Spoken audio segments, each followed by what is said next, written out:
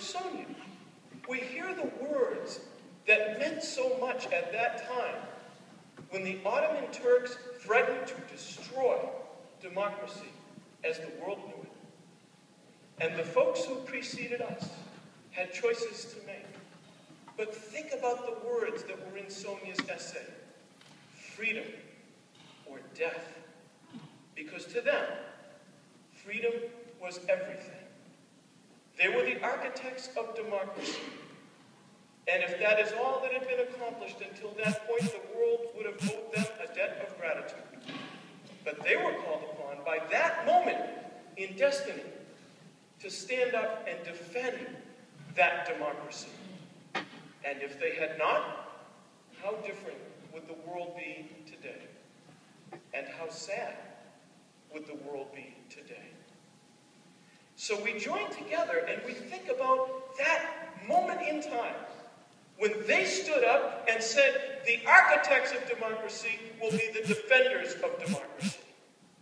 But I'd ask you to think about this. As much as that was an important moment in history, that spirit is an important spirit today.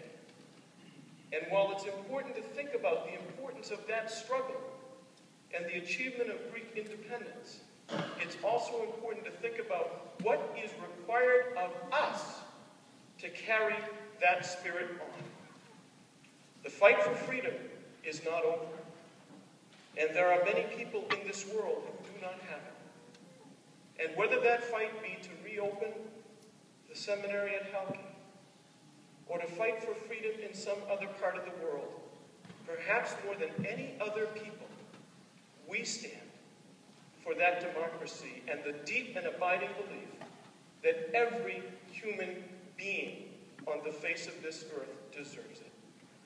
And I'd like to believe that in part was the reason that Bishop Iakovos marched in that march. So let us today remember that our work is not done. We celebrate, and we celebrate with reason. But let us recommit ourselves to ensure that Greek Independence Day is not only about a moment in the past, but it's about every day that will follow.